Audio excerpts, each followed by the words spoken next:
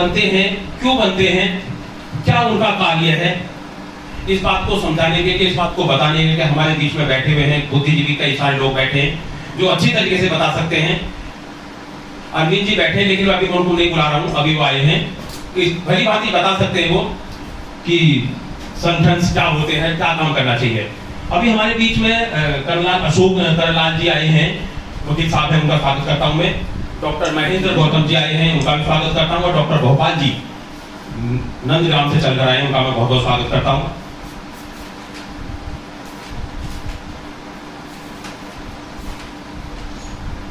Sir, अब मैं इसी कड़ी को आगे जोड़ते हुए कि संगठन क्यों जरूरी है, एक साथ मिलकर चलना क्यों जरूरी है, इस बारे में और ज्यादा प्रकाश डालने के लिए हमारे बीच लोनी से चल के आए विनोद गौतम जी, जो बहुत ही पुराने कार्यकर्ता हैं समाज के, बहुत ही ज्यादा समता सैनिक दल में कार्य कर चुके हैं, बहुत ही अनुभव है उन्हें। मैं आमंत्रित करता हूं विनोद गौतम जी को। मैं सबसे पहले इस मीटिंग के आयोजक माननीय एडवोकेट अमर सिंह जी को धन्यवाद देता हूं।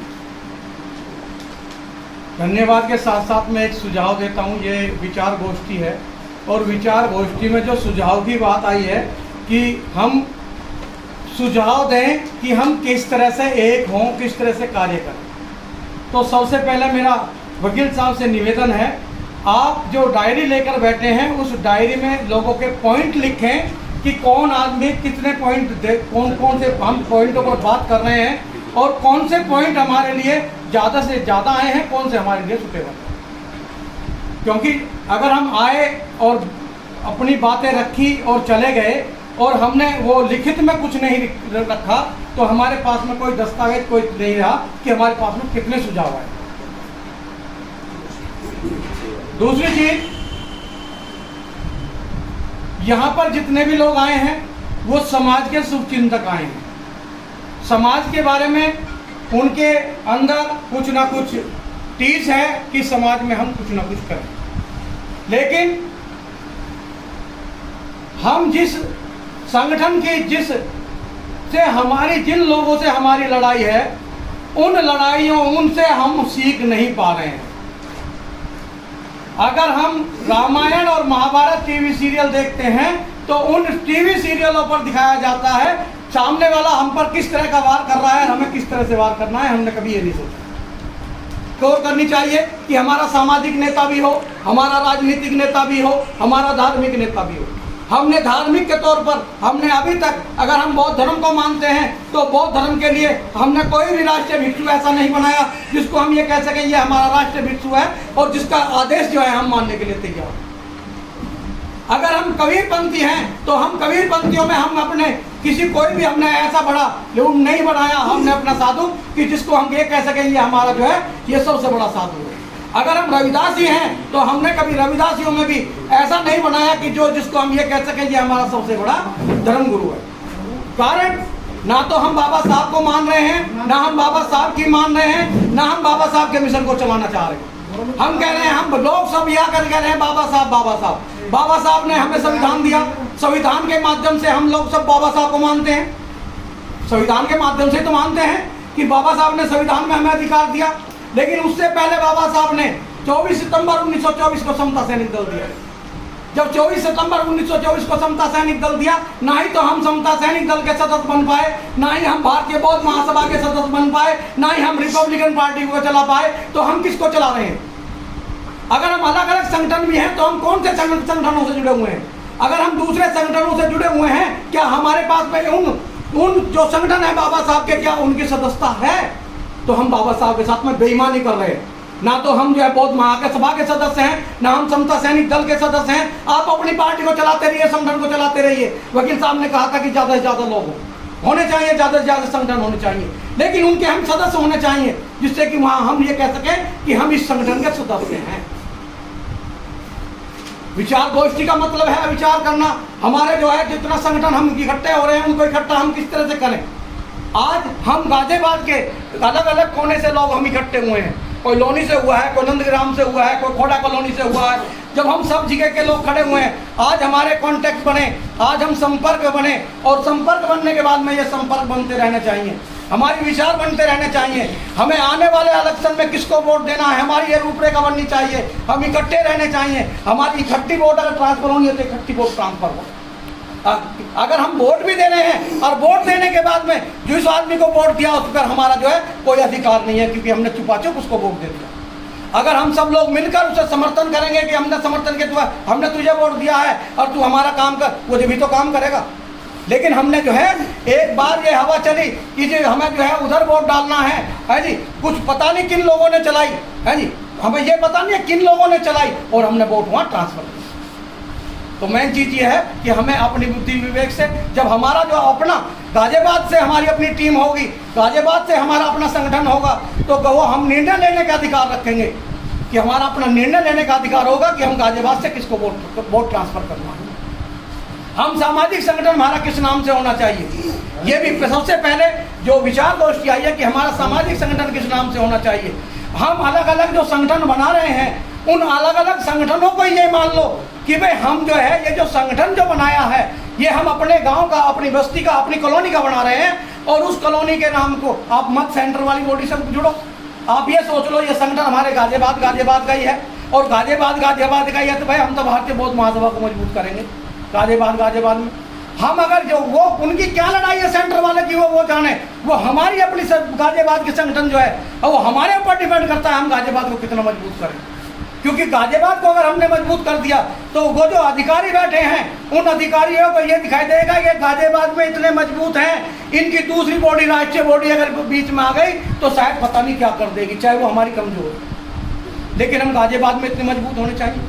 हम समता सैनिक दल को इतना मजबूत करें यहाँ कि जब हमारे युवा लड़के आज जो दारू, शराब, जुआ, गुटखा और पता नहीं किस किस नशे में जो लग रहे हैं, आज जब हम बच्चों को जो एक्सरसाइज करानी सिखाएंगे, अब बच्चे को जब हम पार्क में लेकर आएंगे तो हम वो जो है जब बच्चा एक्सरसाइज करेगा तो उस बच्चे के अंदर अपने आप अवगुण अपने आप खत्म हो जाएंगे कि भाई मैं जो है एक्सरसाइज करता हूँ, मुझे नशे की चीज़ नहीं लेनी चाहिए, मुझे पराठा नहीं खाना चाहिए, मुझे तली हुई चीज़ नहीं खानी चाहिए।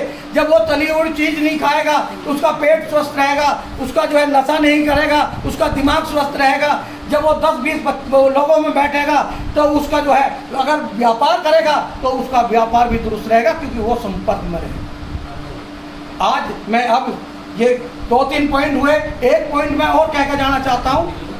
जिन लोगों के पास में धन बल से जो लोग मजबूत हैं और वो धन बल से मजबूत होने के बाद समाज की सेवा करना चाहते हैं, तो मेरा उनको ये निवेदन है कि वो अगर कहीं ज़मीन लेते हैं तो वो ज़मीन इस तरह से लें कि वहाँ 10 दुकान, 20 दुकान, 50 दुकान बनाएं, और वो दुकानें अपने समाज के लोगों को दे कि ये भाई ये आप अब यहाँ पर जो है रोजगार करिए, और आपको ये दुकानों के माध्यम से आपको इतने रुपए किराया आपको हमें देना पड़ेगा। जब हमने उनको दुकानें दे दी, उनके अगर 50 दुकानें बनी, 50 दुकानों में से अगर 25 लोगों के रोजगार चल गए तो वो 25 लोग तुम्हारे आगे पीछे घूमेंगे, क्योंकि रोजगार के माध्यम से मैं आपको याद दिला दूं, गाजियाबाद के अंदर 750 दुकान जो है वो कांग्रेस की सरकार में बनी, और वो स्पेशल कंपार्टमेंट के तहत जो दुकानें दी गई, उन दुकानों में जो है 70 दुकानें लोनी के अंदर मिली। 750 दुकान लोनी गाजियाबाद के अंदर बनी, 70 दुकानें लोनी के अंदर बनी, आपका जो है बहुत सारे एरिया में इधर बनी। और बनने के बाद में आज उन दुकानों से आज कम से कम जो है 400 से 500 लोग दुकानदार ऐसे बन गए हैं जो मजबूत स्थिति में बन गए हैं। आज अगर मैं भी खड़ा हूं तो उस दुकान की बदौलत हूं कि आज मैंने लोनी के अंदर, मैंने बाजार के अंदर दुकान लेकर बैठा। एक हमारे साथी, 2 हमारे साथी ऐसे हैं जो लोनी के अंदर बांसबल्ली का काम कर रहे हैं, और उनका जो है आज पूरे जमुना पार के अंदर नहीं, पूरे हमारे इस क्षेत्र में दिल्ली और एनसीआर के अंदर सबसे बड़ा बांसबल्ली का काम है। तो मेन चीज ये है कि अगर हम व्यापार पे, क्योंकि सरकारी नौकरी हमारे पास में नहीं है, अगर हम व्यापार पे कब्जा करेंगे, व्यापार की तरफ सोचेंगे, व्यापार के लिए सपोर्ट करेंगे, अपने आदमी से माल खरीदेंगे, अपने आदमी के पास में जाएंगे, तो हमें जो है हमारा जो व्यापार मजबूत होगा। अगर हम जानते हैं किसी व्यापार के बारे में तो हम अपने लोगों को सलाह दें कि हमारे ये आप ये व्यापार करिए, इसमें अच्छी गुणवत्ता है, अच्छा प्रॉफिट है। तो हमें समाज को भी किस तरह से सुधारना है, इस पर भी हमें जो है मंथन करना चाहिए। अगर समाज मजबूत होगा, धन से मजबूत होगा, मन से मजबूत होगा, तो वो जब ही मजबूत होगा जब उसके पास में धन होगा। बिना धन के कोई भी आदमी मजबूत नहीं होगा। आज अगर जिस आदमी का रोजगार मजबूत होगा वो समाज के लिए 1000, 2000, 10,000 रुपए जो है खर्च से जो है तैयार हो जाएगा कि मैं समाज के लिए दे दूंगा। लेकिन हमें जो है कोऑपरेट सोसाइटी चलानी चाहिए। कोऑपरेट सोसाइटी के माध्यम से चाहे हम सरकार से जो ऋण लेते हैं उस ऋण से ही हम 20 आदमी जो संस्था के मेंबर 21 मेंबर हैं, अगर 20 मेंबर 21 मेंबर हैं तो उस कोऑपरेट सोसाइटी से 21 मेंबर हम इतने मजबूत हो जाएंगे, क्योंकि कोऑपरेट सोसाइटी को जो सरकार ऋण देती है वो कम कीमत पर देती है। लेकिन हम सबसे पहले लेने से पहले मारने की कोशिश कर लेते हैं कि ये पैसा मारना कैसे है, हमें खाना कैसे है। हमने दूसरे आदमी से 20,000 रुपये उधार ले लिए, इसके खाने कैसे देने तो है ही नहीं। तो मैं तो आप लोगों से यही निवेदन करूंगा, क्योंकि मेरी बातें बहुत सारी हो गई हैं, बहुत सारे वक्ता हैं, और फिर भी किसी को मेरी बातें अच्छी लगे तो वो व्यक्तिगत तौर से मुझसे फोन में बात करता है। सभी को सभी महापुरुष और नायक नायिकाओं को मेरा कोटि कोटि नमन, और यहाँ पर उपस्थित सभी को नमो बुद्धाय, जय भीम जय भारत। ये आज बहुत हमारा ट्रायल है आज कि आज मीटिंग रखी गई थी एसी में मीटिंग लेने के लिए, लेकिन वो पसीने के साथ में आज हमारा ट्रायल है सबका। ये हो गया है कि भाई कितनी सामर्थ्य है झेलने की गर्मी, तो इसके लिए आज ट्रायल में सब आज हमारा सारा तंत्र पास है। इसके लिए बहुत बहुत सभी के लिए साधुवाद। बात बहुत हो चुकी है सारी संगठनों की, ये भी हो चुकी है समस्या समाधान पे बात हो चुकी है, और छोटे संगठन बड़े संगठन सभी के बीच की बात हो सकती है, और ये भी हो गई है बनाने चाहिए ना बनाने चाहिए सब बात करीब करीब। समीक्षा ये है कि संगठन, अभी बालग्राम जी ने भी कहा और हमारे अजयपाल जी ने भी उसमें फोकस किया, पहले तो जिस चीज़ की नींव सही नहीं होगी वो इमारत कभी सही नहीं चलेगी, वो गिरना उसको तय है। मेरी पीड़ा मैं आपको बताऊं, कम से कम आज की डेट में 5-6 संगठनों से मैं बिल्कुल डीपली अंदर तक मेरा सभी से परिचित है। उन्होंने मेरी हर समय, चाहे वो मेरे साथ 24 घंटे बैठने वाले हों, उन्हीं से मेरी रहती है कि भाई संगठनों को चलाने वाले लोग बाबा साहब को मानने वाले होने चाहिए। बाबा साहब की आइडियोलॉजी, भगवान बुद्ध की आइडियोलॉजी को मानने वाले लोग हैं और वो संगठन चला रहे हैं, तो संगठन के एक तो कभी बंद नहीं हो सकता, और वो संगठन कभी एक दूसरे से ईर्षा नहीं रख सकता। जैसे आज एकीकरण की बात आई है, वो एकीकरण की बात आती ही नहीं। हमारे संगठन ही गैर आइडियोलॉजी पर आधारित है, वो आइडियोलॉजी पर है ही नहीं। और यहाँ पर मैं आपको ऐसे भी याद नहीं बताएं, हमारे वीर सिंह आनंद जी हैं, उनको कोई बात नहीं थी। सुबह ही मैंने बोला, उठ के चले गए, बोले मैं तो समाज की चीज़ों के लिए मुझे इन्विटेशन क्या जरूरत, तो मैं तो आ रहा हूँ, पहुँच गए। तो मैं ये कहना चाहता हूँ कि जो आइडियोलॉजी के साथ हैं वो संगठन कैसे आप खड़े हो गए। आप जैसे जन चेतना समिति आज के इन्होंने पहल की है, इसके लिए तो मैं इतना साधुवाद के पात्र है ये समिति और उनके साथ में अमर सिंह जी, कि ये पहल कम से कम पीड़ा उनके अंदर हुई, और उस पीड़ा की वजह से यहाँ इतनी बड़ी मीटिंग को ऑर्गेनाइज किया गया, और बहुत ही छठे हुए सभी इंटेलेक्चुअल को यहाँ इकट्ठा किया गया, जो समाज की इस पीड़ा को रात दिन अपने घरों में कोने में किसी को बुला करके, मैं आपको इसका उदाहरण बता देता हूँ। बालक राम जी, हमारे अरविंद जी, इस पीड़ा को 3-4 बार तो घर पे मतलब बयां कर चुके हैं, और ये पीड़ा फूट करके निकली है, और वो आज इस मीटिंग को ऑर्गेनाइज करने का मन बनाया, तो उनके लिए विशेष साधुवाद। और इसकी कीमत जब इनका मान सम्मान रखा जाए, जितने संगठन हैं उनको वास किया जाए, उनके लोगों के आइडियोलॉजी चेक की जाए, किस आइडियोलॉजी से, किस मानसिकता से, पूंजी वगैरह का जो आप बता रहे हैं। मैं आपको बता देना चाहता हूँ कि धार्मिक, सामाजिक, आर्थिक, राजनीतिक जो ये चारों व्यवस्थाएं हैं, इन चारों व्यवस्थाओं पर आदमी पूरी तरह से वो नहीं है, कामयाब नहीं है, तो संगठन कभी नहीं चला सकता। वो अपने आप को धोखा देने के लिए, समाज को धोखा देने के लिए वो चाहे संगठनों को ढोता रहे, लेकिन चल नहीं सकती चारों व्यवस्थाओं पर, अगर जब तक बात मजबूती से नहीं रखेंगे। ये बात बहुत ही इम्पोर्टेंट, आर्थिक बहुत इम्पोर्टेंट रख चुके हैं, अजयपाल जी रख चुके हैं, क्योंकि आर्थिक के बिना बहुत चीज़ संभव नहीं है, बाकी सब मतलब बहुत चीज़ संभव है, सब कुछ संभव नहीं है उनके वजह से भी, क्योंकि नॉलेज बेस आप बालाग्राम की बता सकते हैं कि नॉलेज भी कबीर साहब का उदाहरण देकर वो सब चीज़ क्लियर हो चुकी है।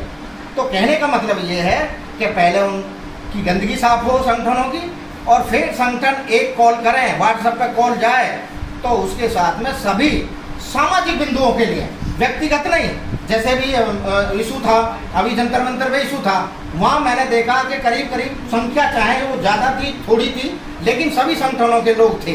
और अभी भी 9 अगस्त को कॉल की गई है, उसमें 43 संगठन मैंने पढ़े हैं, 43 संगठनों की अपनी सहमति आ गई है, वो अपने इनको इशू अपने जगह पर हों, लेकिन 9 अगस्त को वास्तव में सभी संगठन पहुँच रहे हैं। तो मेरा कहने का मतलब ये नहीं है कि उनको संगठनों को अपने व्यक्तिगत इस्तेमाल ना करें, केवल अपने सामाजिक कॉज के लिए करें और सामाजिक कॉज के लिए ही इन्वाइट करें और एक आवाज़ पर इकट्ठे हों। और जैसे मीटिंग आज हुई है, ऐसे ही मीटिंग हमें जब बनेगी, जब जितने संगठनों के लोग हैं, जितने संगठनों के मुख्य हैं जो जुड़े हुए हैं, वो अगली मीटिंग ऑर्गेनाइज करें और इसको अमली जामा ये पहनाया जाए कि हाँ भाई हम अपना सब कुछ भूल करके आप बुलाएं और जाएं, मिलते रहें, ये कोऑर्डिनेशन बराबर रहेगा। तो इसका मतलब है आज की मीटिंग सार्थक है। और ये मेरा आपसे सभी से, यहाँ बैठे हुए सभी से आपसे रिक्वेस्ट है कि इस कोऑर्डिनेशन को बनाए रखने का कार्य करें। सभी को पुनः नमो बुद्धाय, जय भीम, जय भारत, जय संविधान।